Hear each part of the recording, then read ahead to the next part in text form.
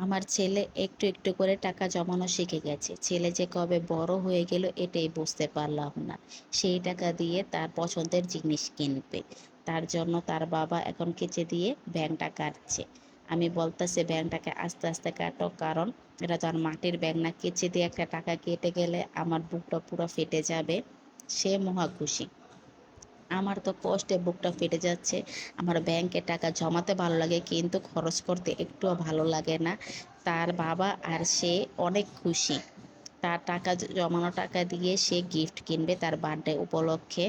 তার জমানো টাকা দিয়ে কিনবে, এটাই অনেক। আমার ছেলে যে টাকা জমানো শিখে গেছে এটাই আমার কাছে অনেক কিছু।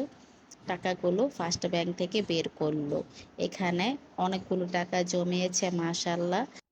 কাটার পরও ব্যাংকের টাকাগুলো আগে বের করছে। আমার ছেলে বলে এখানে তো আমি অনেক টাকা জমিয়েছে বাবা, আমার তো বিশ্বাসই হচ্ছে না। তারপরে আরেকটা ব্যাংক কাটে।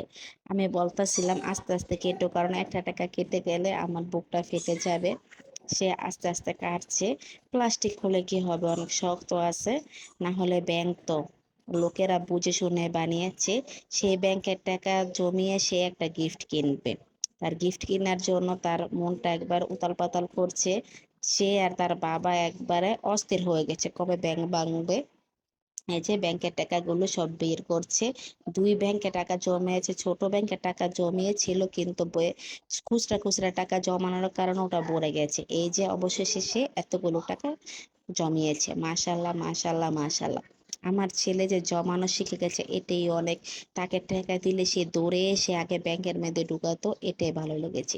এইবার আমার ছেলে জমানো টাকা দিয়ে সাইকেল কিনবে, তার অনেক দিনের শখ। তার জমানো টাকা দিয়ে সে সাইকেল কিনবে। তার জন্য আমরা বিকেলে বের হলাম সাইকেল কেনার জন্য। কারণ ওর লেখাপড়ার চাপ থাকে, আবার আরবি পড়া, আবার মাশাআল্লাহ আমার ছেলে নামাজও পড়ে, এগুলো সব কুলে উঠাতে পারি না। তার জন্য বিকেলে বের হলাম। আমাদের বাসা থেকে বেশি দূর না যেখানে সাইকেল কিনতে যাব। এখান থেকে মনে হয় 10-15 মিনিট লাগে সময়। এই যে এসে পড়েছি সাইকেল কেনার জন্য। তার সব সাইকেলই পছন্দ হয়। এই সব দেখেছে দোকানদাররা যেমন বেশি ডিমান্ড ধরে। যাই হোক সবকিছু দেখছি আমরা, কারণ আমাদের দামে বললে তারপরে কিনবো। ও যেটা বলবে ওটা কিনে ফেললে তো চলবে না। সবগুলো সাইকেলই ভালো। সব দোকানদাররাই বলে এই ব্র্যান্ডের এই ব্র্যান্ডের। যাই হোক এটা ভালো, এটা নষ্ট হয়ে যাবে, আমাদের যেটা চোখে ধরবে এটাই কিনবো। কিন্তু ফার্স্টে যেটা পছন্দ হয় ওটা না কিনে কিন্তু ভালো লাগে না। আমার ছেলের এটা পছন্দ হয়েছে, আমাদের ফার্স্টে এটা পছন্দ হয়েছে, তার জন্য এটাই কিনলাম। আর কালারটা আমার ভালো লেগেছে। কমলা কালার ধরনের থাকে কিন্তু এটা হালকা হালকা খয়েরি লাল ধরনের।